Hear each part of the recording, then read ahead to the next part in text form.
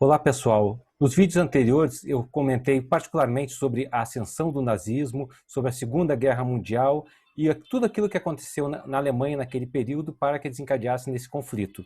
Hoje eu vou comentar um pouquinho sobre o que aconteceu durante a Guerra Fria e vou explicar sobre a existência de um abrigo antinuclear nas proximidades de Bonn. Antes, vou contextualizar como que ocorreu, então, essa excursão, onde nós tivemos essa oportunidade no ano de 2010. Normalmente, os nossos passeios, visitas e excursões eram realizados nas quartas-feiras à tarde, após a aula normal que nós tínhamos até 12h30, íamos para o almoço e, na sequência, nós íamos para essa visita. Já no final do curso, houve uma oportunidade onde todos os integrantes das Forças Armadas respectivas se reuniram com os oficiais que eram os coordenadores do curso para fazer aí um passeio de um dia inteiro específico. Normalmente as aulas eram uma estrutura conjunta, havia integrantes do Exército, Marinha e Aeronáutica em cada uma das salas. Nós éramos 56 alunos estrangeiros de 39 países, das diversas forças armadas, e nós éramos divididos em 5 salas, mas cada uma dessas salas havia então os representantes das 3 forças armadas. Nesse passeio específico, cada um dos coordenadores planejou uma oportunidade onde nós fizéssemos algo típico da respectiva força. Então, a Força Aérea apanhou uma aeronave militar e eles voaram nessa aeronave militar até uma base militar bem característica, com aeronaves modernas, que seria aquela top de linha, para poder conhecer toda a sistemática de como que era a estrutura da Força Aérea, ou a Luftwaffe, Força Aérea Alemã. A Marinha, então, eles foram numa piscina coberta que havia ali próxima, tá? E foram nadar durante 2 horas pela manhã.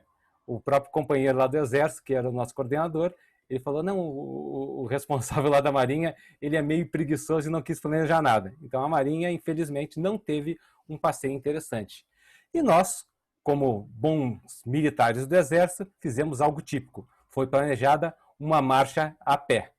Mas antes dessa marcha a pé, nós resolvemos então visitar esse abrigo antinuclear que foi projetado na época da Guerra Fria. Esse abrigo se localizava 30 quilômetros ao sul de Bonn. É bom lembrar que nessa época, Bonn era a capital da Alemanha, nesse período da Guerra Fria. Então, quando eu fiz o curso em 2009, 2010, já havia retornado há mais de 10 anos para Berlim. Mas, então, no tempo da Guerra Fria, onde foi construído e utilizado então, esse abrigo, também conhecido como bunker, então, Bonn era a capital da Alemanha. Aqui só um esquema para saber como que é o acesso, isso aqui é extraído do próprio site, eu vou deixar o link aqui na descrição. Tá? Então nós desembarcamos do ônibus nesta parada e caminhamos cerca de 800 metros até as instalações desse abrigo ou bunker ou Regierungsbunker, que ele era destinado para os integrantes do poder executivo, legislativo e judiciário do nível federal, ou seja, as cortes superiores, o parlamento alemão e o presidente, o primeiro-ministro e os seus ministros, então, ocuparem e estarem protegidos em caso de um ataque nuclear por parte do Pacto de Varsóvia. Essa aqui é uma vista lateral. Tá?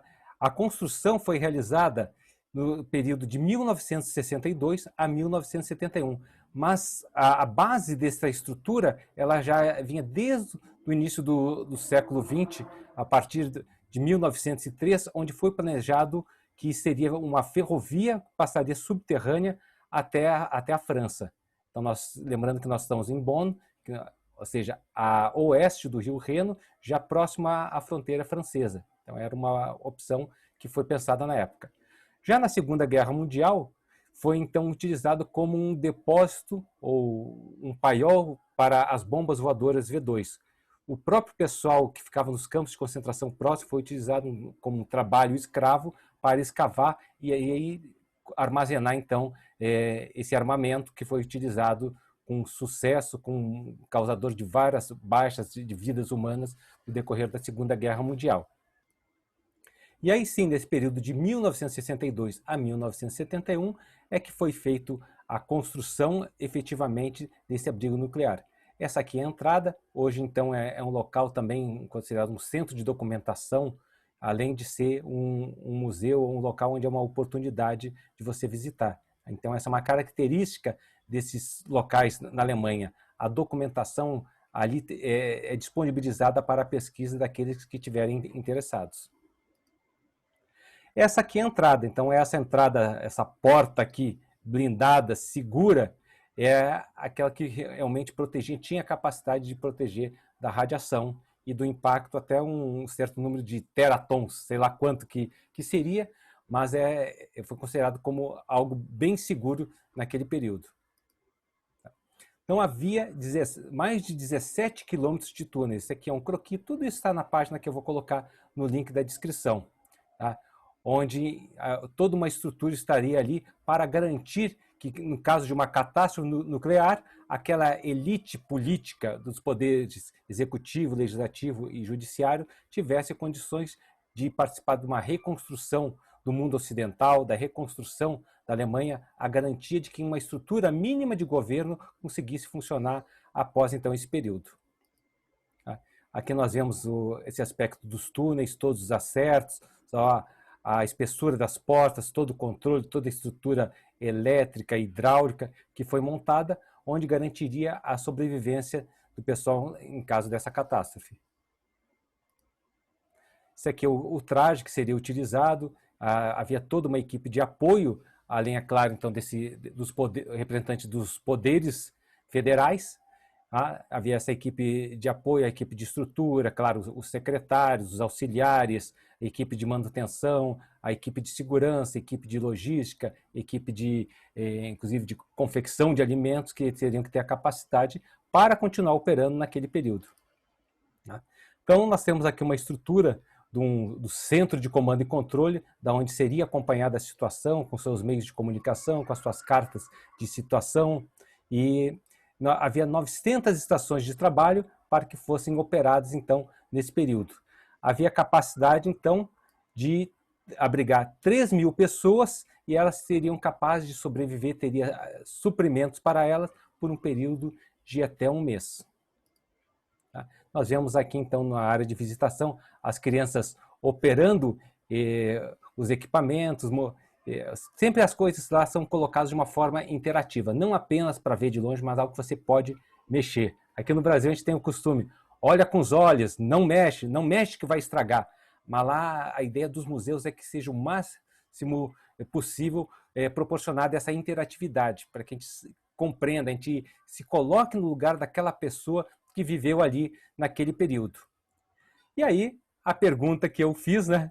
Por que ele foi desativado em 1900 acho que meados dos anos 80 ainda? Ele ficou pronto em 1972, mas já no início dos anos 80 ele foi completamente desativado e foi abandonado até retornar essa possibilidade de visitação e sendo reformada a estrutura da visitação em 2008. E aí disseram, olha, você vai ficar aqui, você como um governante, tá? Sabendo que, em caso de uma catástrofe, você tem uma grande chance de sobreviver, mas não podiam levar os familiares. Então, só quem sobreviveria seria essa elite, né, dos poderes executivo, legislativo e judiciário, e só no nível federal, nível estadual e municipal, eles teriam que se virar com seus próprios recursos. Mas não podia levar os familiares. Só estava, então, essa elite com toda aquela equipe de apoio necessária para o funcionamento desse abrigo, de toda a estrutura de comando e controle, segurança, logística e assim por diante. E o próprio presidente, primeiro-ministro falaram, o que adianta eu sobreviver se quando eu chegar em volta, meus entes queridos já terão ido? O que vai acontecer? De que adianta isso? Então, foi abandonada essa ideia. Antes disso, tinha havido vários exercícios de simulação de como que seria a ocupação, de como que seria o trabalho. Não com os membros efetivos dos poderes, mas com pessoas que representavam para saber se seria possível operar, se seria possível funcionar naquelas situações, e os testes foram 100%. Então, de maneira que o ambiente de trabalho era funcional, a estrutura de comunicações, aquecimento, lembrar que nós estamos aqui num país de clima frio, com nessa região aí com temperaturas que pode chegar a até -10, Colônia, né, até da região que tem os climas mais a menos da Alemanha, mas mesmo assim, uma estrutura metálica dessa enterrada, se não tivesse aquecimento, não funcionaria. Bem, não teria condições de sobrevivência, ia sobreviver à catástrofe nuclear e morreria de frio.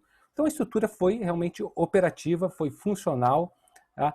Mas nunca houve então um treinamento com as pessoas reais que ocupavam aquelas funções. Mas nas suas visitas, nas inspeções, nas discussões de como que seria então o funcionamento de um novo governo nesse cenário pós-apocalíptico, foi chegada à conclusão de que não valeria a pena você manter essa estrutura para somente uma elite sobreviver e nem os próprios familiares então permanecerem com eles. Tá? Aqui é só mais uma curiosidade. Nós sempre falamos bem das estradas alemãs, que são estradas então que têm as Autobahns, ou Autobahn no plural, né? Elas têm 3 pistas, elas têm normalmente um trecho plano, reto, tá? E isso não foi por acaso. Então elas ligam as principais cidades do país e elas tinham condições de ser utilizadas como pista de pouso para aeronaves. Então essa rodovia que nós estamos vendo aqui, né, a A1, ela é próxima a Bonn, tem uma ligação entre Bonn e Colônia por meio dessa rodovia, e ela estava relativamente próxima àquele abrigo que nós comentamos agora há pouco. Né? Então, com isso, nós chegamos a essa conclusão de que foi uma estrutura, foi uma boa ideia, mas que ela não vingou, ela não prevaleceu, mas que tinha tudo para, então, garantir, provavelmente, a sobrevivência e essa equipe ser responsável por coordenar a reconstrução do país, a reconstrução, então, de toda essa Europa ocidental. Antes da nossa conclusão, vou explicar o que aconteceu ao final do nosso passeio. Concluímos essa visita ainda antes do meio-dia e aí iniciamos a nossa marcha a pé. Mas foi uma marcha muito tranquila, de 8 quilômetros, num terreno nivelado, predominantemente com uma descida, né? E nós fomos acompanhados, inclusive, de algumas professoras que se interessavam por esse assunto. Elas mesmas, embora morassem em Colônia, até em Bonn, ou ali nas proximidades, nunca tinham nem ouvido falar desse abrigo e ficaram curiosas e nos acompanharam. Ao término, então, dessa nossa marcha, que demorou um pouco menos de 2 horas, nós fomos para uma área que lá é chamada de Rastplatz, uma área de piquenique, onde estava já preparado um almoço para que nós pudéssemos ali confraternizar e encerrar essa nossa atividade. E após então essa confraternização, nós retornamos então para o Instituto Federal de Idiomas e tivemos o restante do dia livre. Foi um passeio muito agradável, foi muito interessante, nós aprendemos muito lá, nós vimos então o que o ser humano é capaz de fazer para preservar a sua vida. Mas ao mesmo tempo nós vimos que de que adianta, às vezes, nós temos toda uma estrutura se nós não podemos permanecer com os entes queridos. Então, o planejamento, a metodologia, aquela visão de você cumprir uma missão, de você resolver um problema feito por técnicos, feito por engenheiros, por grandes planejadores, que levam essa decisão para o mais alto nível de uma nação, é muito bem feito, é muito bem organizado, muitas vezes custa milhões e milhões de dólares, de euros, na época ali eram ainda marcos, tá? Mas nada disso adianta se a gente não olhar pelo lado humano. Então, uma análise sobre o aspecto humano, o conhecimento de como que o ser humano reagiria a essa situação de permanecer vivo e deixar de lado seus entes queridos, não foi levado em consideração desse planejamento e podemos dizer que houve um desperdício de tempo, de recursos, uma falsa ilusão de segurança que foi passada por um período de tempo. Nessa época, existem cálculos que o ser humano teria condições, então, juntando os arsenais do Pacto de Varsóvia, da Organização do Tratado do Atlântico Norte, de destruir o mundo centenas de vezes. Então, tinha uma estrutura, uma capacidade, um poderio bélico para destruir o mundo centenas de vezes. E uma vez já seria mais que o suficiente para exterminar toda a vida humana da face da Terra.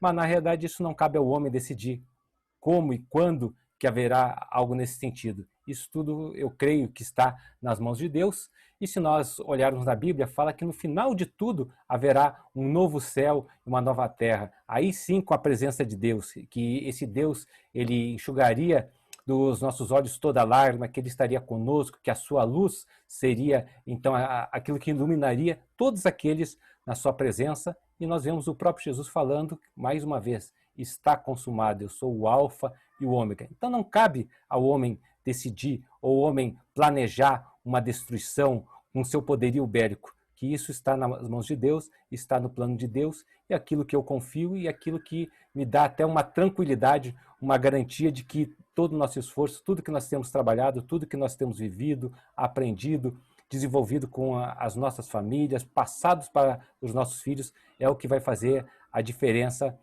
agora e para todo sempre. Então, obrigado e até o nosso próximo vídeo.